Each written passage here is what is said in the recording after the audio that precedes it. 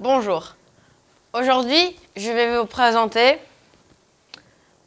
la Suisse, un pays de l'Europe centrale.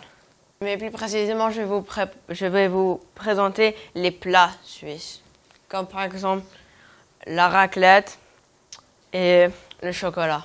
La Suisse est un pays qui parle, on parle 3 langues. Il y a la Suisse, la partie de la Suisse là on parle en français. Il y a la partie de la Suisse là on parle en allemand. Et il y a la partie de la Suisse là on parle en Italie. En rouge c'est en français, en vert c'est allemand et en bleu c'est en italien. Et les parties ici, c'est une autre langue qu'on parle qui s'appelle le romanche, mais qui est moins parlée. Parlons maintenant plus nourriture. Alors, la raclette, originellement, est appelée fromage rôti à l'époque. Donc, basiquement, c'est du fromage que tu fais rôtir et que tu le mets sur des pommes de terre comme ça, mais coupées, bien sûr. Alors, la raclette est très facile à cuisiner et ça dépend aussi des saveurs que vous voulez mettre.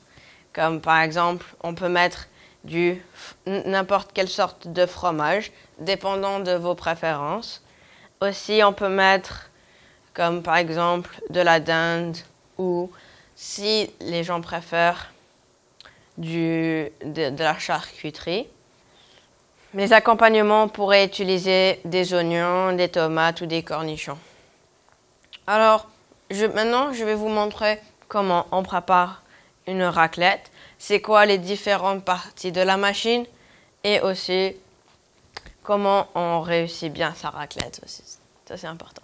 Alors, la raclette, la machine à raclette, elle est composée de 2 fours essentiels.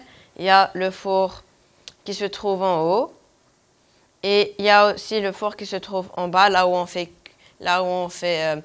cuire, rôtir le fromage et la viande, bien sûr, qui est à l'intérieur. Et en haut, on peut faire aussi comme plus rôtir la viande que le fromage. Donc, après qu'on a mis le fromage et notre viande qu'on a choisie à l'intérieur du four qui se trouve au milieu, et on doit attendre comme une petite dizaine de minutes. Et après, normalement, le fromage devrait être moelleux comme ça et avec la viande qui est un peu rougie. Cet objet sert à retirer le fromage sans qu'on ait besoin d'abîmer la petite casserole avec une fourchette, comme par exemple comme ça. Ouais. Et après que vous avez fini de mettre votre fromage et votre viande dans l'assiette, vous pouvez remettre la petite casserole à l'intérieur comme ça. Et ça, vous pouvez le mettre aussi là. Et maintenant, parlons assaisonnement. Ça dépend des choix. Moi, personnellement, je n'aime pas trop les cornichons, donc je ne vais pas vraiment en mettre.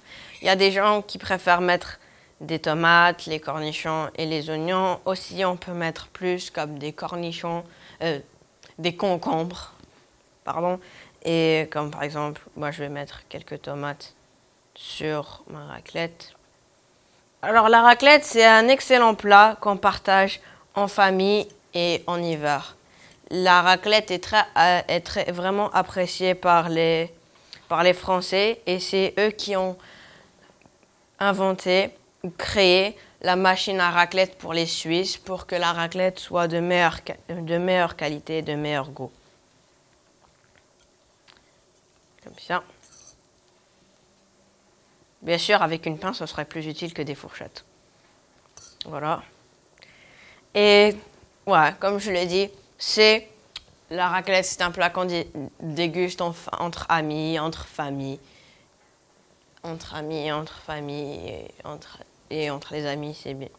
Ouais. Et un fait intéressant, plus de 34 000 tonnes de fromage ont été vendues de la Suisse en France en 2003. Ouais. Après le plat, passons au dessert. Alors, le chocolat suisse est connu mondialement pour sa qualité et son goût raffiné. Vous en connaissez peut-être quelques-uns comme Lindt, qui est connu à travers le monde, mais ces sucreries, à l'origine, n'étaient pas aussi délicieux que maintenant.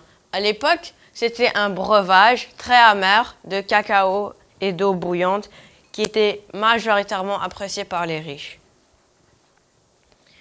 Mais au fil des années, en 1853, ils ont amélioré le goût du chocolat suisse pour qu'il soit plus sucré et plus accessible à la population moyenne et que ça ne sera pas uniquement pour les riches.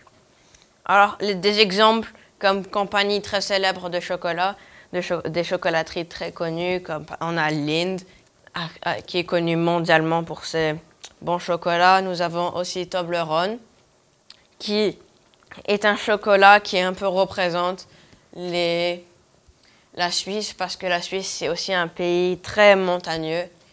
Et ouais, c'est un pays très montagneux, donc c'est pour ça le Toblerone a une forme un peu triangulaire pour représenter ces montagnes.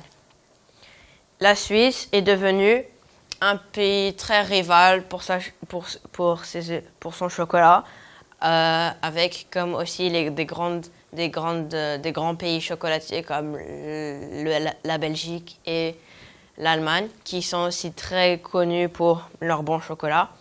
Et la Suisse est aussi l'un des meilleurs en Europe pour son chocolat.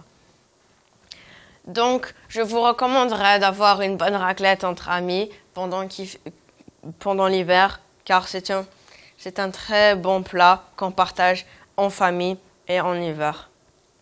Bien sûr, ça dépend aussi de la quantité. Vous pouvez avoir plein de sortes de variétés de raclette. Et je vous souhaite un bon appétit.